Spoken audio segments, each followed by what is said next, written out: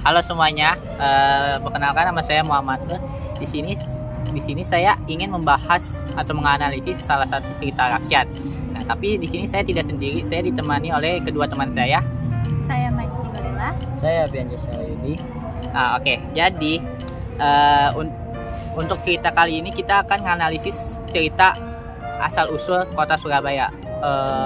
Sebelum itu, menurut Maisti, apa sih yang menjadi ciri khas dari kota Surabaya yang Maisti tahu? Kalau menurut aku dari patungnya nggak sih, patung yang ikan hiu sama buaya yang lagi bertengkar gitu. Itu kan kayak patungnya besar dan udah jadi ikoniknya kota Surabaya nggak sih?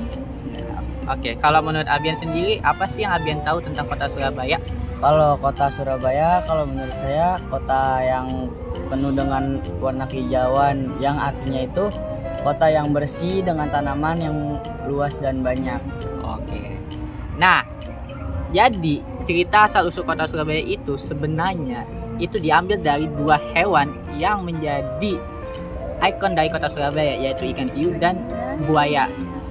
Jadi pada zaman dahulu kala di sebuah kelautan hidup dua hewan yang saling berantem untuk merebutkan makanan di wilayah masing-masing. Dia adalah sura si hiu dan baya si buaya.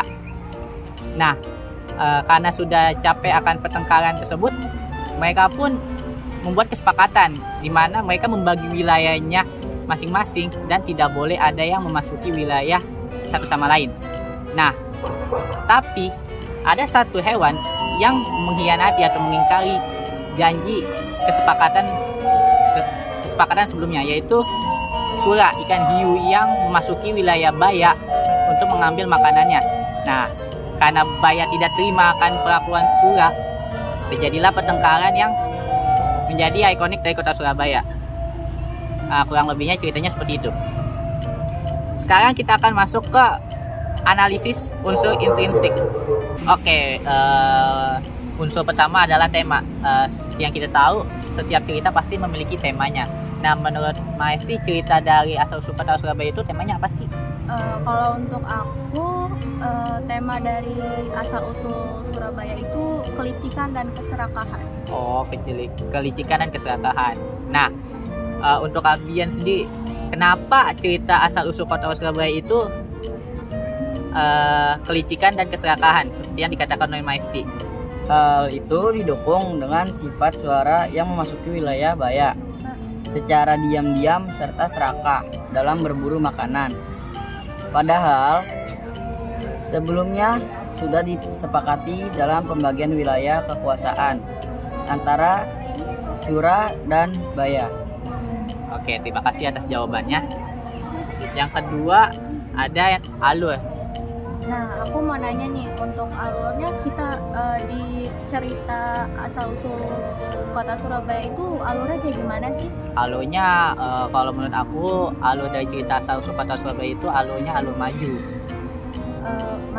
Maju yang kayak gimana tuh? Coba dia. Karena pada cerita rakyat tersebut terdapat perkembangan dari tokoh suara yang licik dan serakah dalam berburu makanan di wilayah baya. Nah, sekarang latar itu kan ada tiga. Ya, tiga. Tempat, latarnya itu waktu, latar tempat, latar waktu, dan latar suasana. Latar tempat, waktu, suasananya itu di mana aja sih? Kalau di latar tempat, itu di awal cerita disebutkan kalau cerita asal usul kota Surabaya itu berada di sebuah lautan. Nah, untuk waktunya itu tidak dijelaskan secara spesifik, hanya dijelaskan pada zaman dahulu saja. Sedangkan untuk latar suasananya itu bersih tegang dalam merebutkan wilayah kekuasaan antara Sura dan Baya. Kalau tadi aku nanya latar, sekarang aku mau nanya penokohan. Penokohannya itu ada siapa aja? Di penokohan itu ada Sura dan Baya ya pastinya. Kalau untuk Sura ini dia itu sifatnya itu licik dan serakah. Sedangkan kalau Baya itu dia konsisten dalam mempertahankan makanannya di daerah kekuasaannya. Oh, oke. Lanjut, di sini ada sudut pandang. Menurut Mae, sudut pandang yang dipakai di alur cerita kota Surabaya itu apa sih? Asal usul kota Surabaya itu apa sih? Kalau menurut aku sudut pandang yang dipakai dari cerita asal-usul kota Surabaya itu orang ketiga di mana orang itu serba tahu di dalam cerita tersebut. Nah, yang terakhir ada yang namanya amanat. Kan seperti yang kita tahu, tema dari cerita asal-usul kota Surabaya itu kan kelicikan dan keserakahan. Pasti dong ada amanat yang terkandung di dalam cerita tersebut. Nah, menurut Abian, apa sih amanat yang terkandung dalam cerita tersebut? Ada 2 amanat. Yang satu, jangan selesaikan masalah dengan kekerasan. Cari penyelesaian yang dapat diterima oleh sesama pihak. Yang satu lagi, jangan merebut sesuatu dari orang lain karena hal itu merupakan sikap tidak adil. Jadi amanatnya itu kita tidak boleh kayak serakah gitu Iya, ya. nggak boleh. Oke. Nah, sekarang kita akan masuk ke nilai ekstrinsik atau nilai-nilai yang bisa kita ambil dari cerita asal-usul kota Surabaya. Nah, menurut Maesti, apa sih nilai-nilai yang bisa kita ambil dari cerita asal-usul kota Surabaya di kehidupan saat ini? Kalau menurut aku ada nilai moral.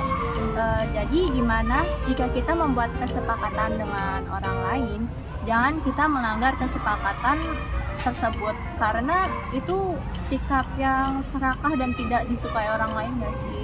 Iya, betul. betul. Nah, dan sekarang kita udah masuk ke sesi penutup. Sekian dari video podcast kelompok kami, kurang lebihnya mohon maaf. Wassalamualaikum warahmatullahi wabarakatuh. Ini diginin aja kali ya.